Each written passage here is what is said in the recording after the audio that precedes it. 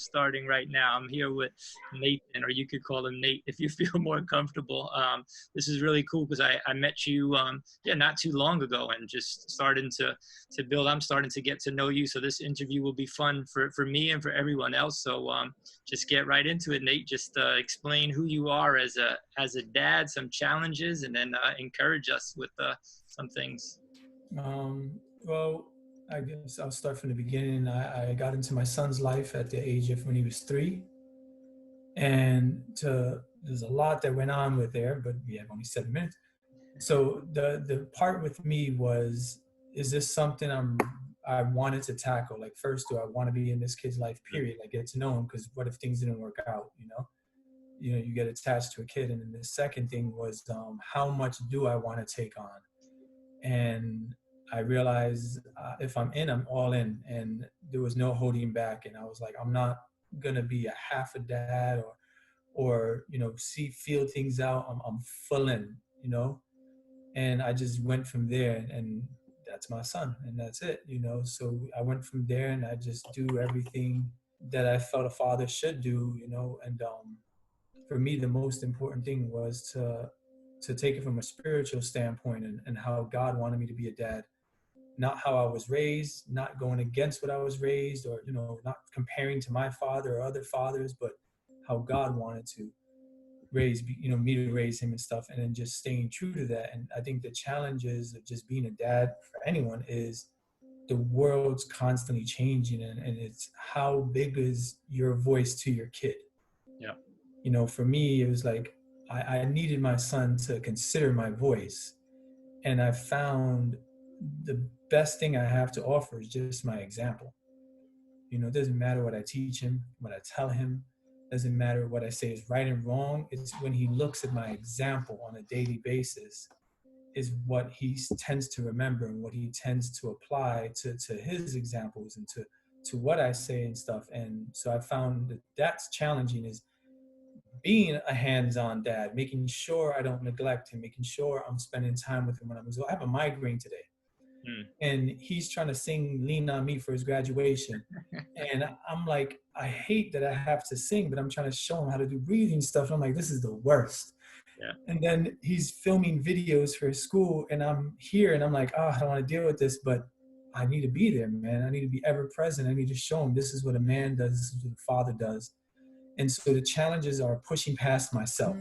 When I'm tired, when I'm sick, when I'm annoyed, when I'm frustrated, when he's annoying me, is pushing past that and showing him love, being strict when I have to be, disciplining when I have to be, but pushing past those moments and realizing it's not about me. It's about the man he becomes. And I want him to have a good example. So those are the challenges, because it's not easy. I'm not a robot. Nice. You're not a robot. Yeah. So we're constantly fighting ourselves, and also I think reflecting being a father is also how you treat your wife.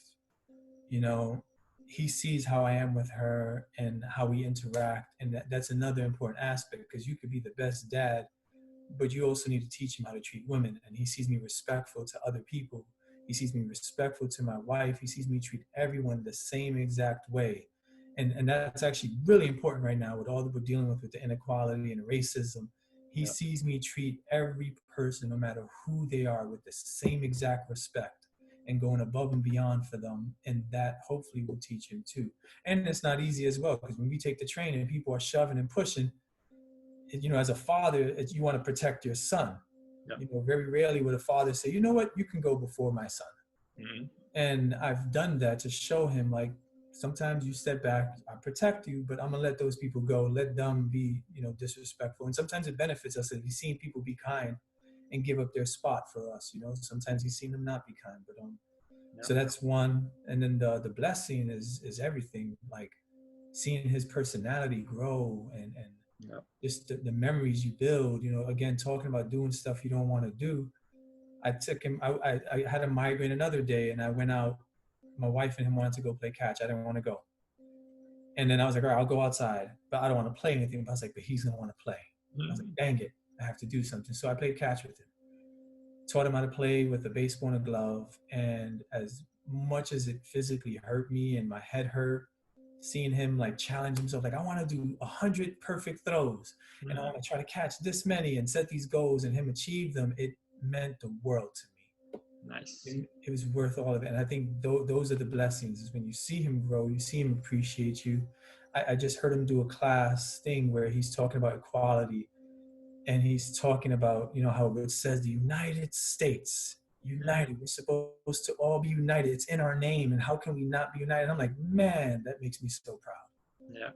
But I know if he had a different example, if he had two other parents who didn't focus on being equal and all these things, that his mind would probably be a whole different way. So those are the challenges and the blessing of being a father for me, and the joys of being it. Yeah, that's great, man. I think that's it. It's just like a quick glimpse of you coming into his life, and I don't know if you're reading my T-shirt now. It says "all in." I don't know if that was where you stole that that phrase from, but I love it.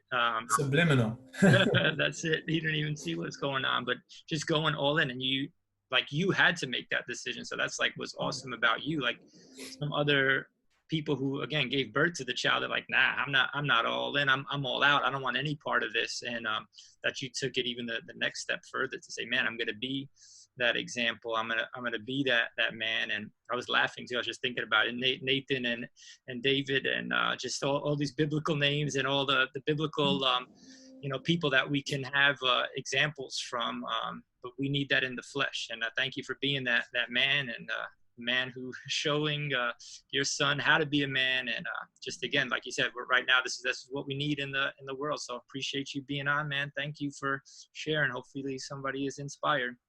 Me too. I hope so. Thank you for interviewing me.